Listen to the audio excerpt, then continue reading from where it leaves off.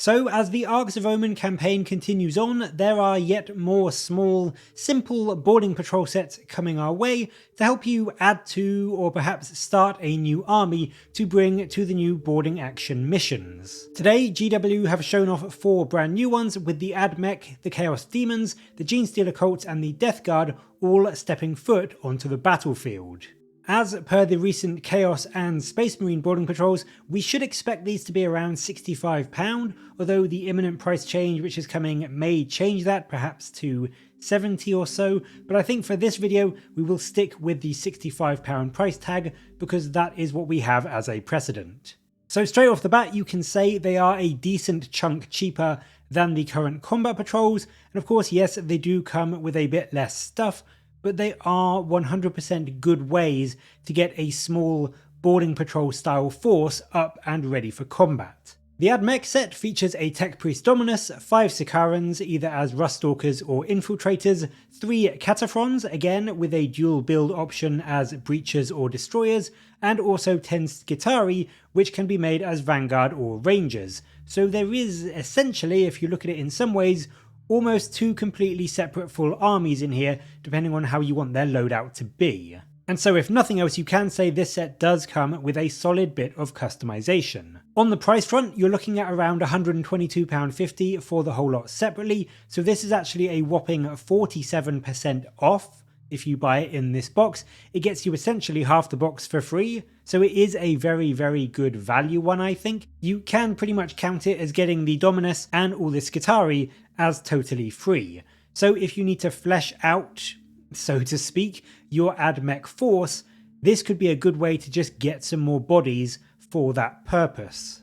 On the points front, as this is a boarding action set, this as you'd expect comes to around 370 points base, with some extra headroom if you consider weapon options and various other upgrades that are available, and it does have a solid 3 potentially troops choices because the destroyers are also troops, so this can stand you in a very good place whether you are an established Mech veteran or a brand new member of the mechanical clergy. Next up we flip over to the Forces of Chaos with the Chaos Daemons. Like their combat patrol, this is pure Khorne, which is... it's a bit weird. I mean, I personally like it because I am a mono Khorne player, but yeah, it does feel rather strange that both this and the combat patrol are so monogod focused. I guess it's because the World Eaters have just had their release, so GW are presumably doubling down on the whole blood for the blood god look.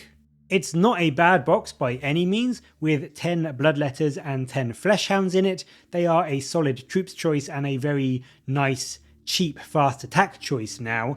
The only thing that annoys me in this box is that it's led by Karanak, who is a named character. So this, in my opinion, like we saw with the Abaddon in the Chaos Patrol box, it's a stupid idea, not only from a sales perspective, because as a named character you're only going to need one of him, but also for me from a lore perspective, I'm not entirely sure this makes sense. Would Karanak really be leading a Khorne force onto a Space Hulk? I mean, yes, maybe if there's a load of Psykers there that makes sense, but just in general I think he would not really be lore-wise the most appropriate choice for leading a load of demons onto a Space Hulk. I'm not sure, maybe I'm wrong, but that's just how I feel about it. I would much rather see like a Bloodmaster or something leading the Khorne forces. The set does come to £113 separately, so it's again not quite as good as the Mech, but it still does give you a fairly good 43% saving on the kits. Again, it nets you a solid 370 points, so if you are new to demons, I think this is a good set. I would argue personally, if you are brand new to demons, the combat patrol is probably a bit better overall just because of the amount of stuff you get. But if you just want to add some Fleshhounds or some Bloodletters, especially Fleshhounds because they are really good now, you can always sell Karanak and get yourself a very cheap set of some very solid units for your demon army, and I need another 10 Fleshhounds and another 10 Bloodletters, so I will probably buy this and just sell Karanak just to get those 2 units that I need really nice and cheaply to add to my army. So yeah, I think overall this is good for Khorne players, whether you are brand new or an established Khorne player, but it's really quite rubbish if you are doing a mixed demons list because, as I said, it is just pure Khorne. So if you run Slaanesh or Tzeentch or Nurgle, there is nothing for you here at all. The Genestealer Cults also spring up with a new boarding patrol, and okay, first off, a Genestealer Cult boarding patrol with no Genestealers. What on earth were you thinking, GW? They are literally made for this kind of game in this kind of box. Literally, that is their purpose for going on Space Hulks and being flung off to far-flung worlds. So why are there no Genestealers on here? It makes no sense. There are no pure strain Genestealers in this box, and I really, really wish there were. Instead, you get a Kelomorph leading 10 Acolyte hybrids and an Abominant with a retinue of 5 Aberrants. Now, someone correct me if I'm wrong, but I don't think you get an HQ choice in this box because both the Kelomorph and the Abominant are elites, not HQ. So whilst this is usable in boarding actions, it seems weird to not have an HQ in a box. I think that's going to put off some people picking it up. I also think that the Kelomorph doesn't really fit into boarding actions. Maybe that's just me again and my own personal headcanon, but I don't really see the Kelomorph as someone that would be put into, a Space Hulk and go around. For me, it's more of like a close ranged melee kind of mission or melee kind of, fighting, and the Kelomorph just doesn't really fit in with that for me. I personally, for this box, would have rather seen some regular Genestealers and maybe a Magus or something instead of the Kelomorph and the Acolytes. But in any case, the kits separately, like with the demons, come to around £113–114, so you are making a roughly 43% saving again, so it is a good deal if you want any of those units, pretty much netting you all of the Acolytes for absolutely free.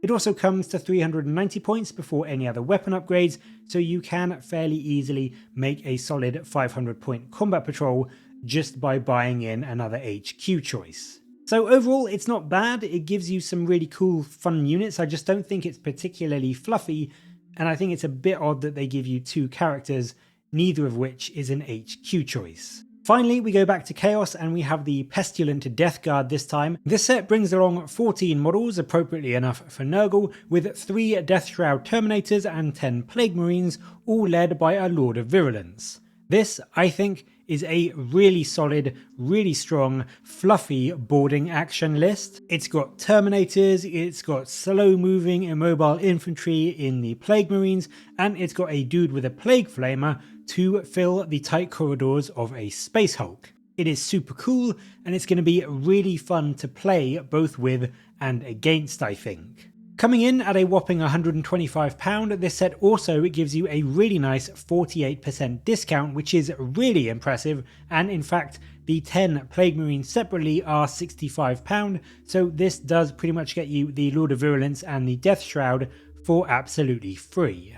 On top of that, the set also comes out to a very impressive 460 points base, so very, very near to that key 500 point limit all by itself. So overall for me, this is a really nice, almost completely self-contained, usable, cool, fluffy boarding patrol list. I love the look and the theme and the feel of it.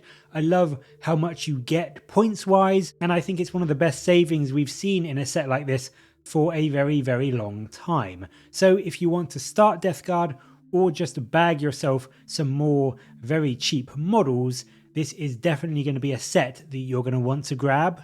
So there we go, 4 new boarding patrol sets coming our way very, very soon. What do you make of them, and which, if any, will you be picking up? Let me know down in the comments below, and as always, thank you very much for watching. Please do like and subscribe for more Warhammer content from me, but until next time, I'll catch you later, guys.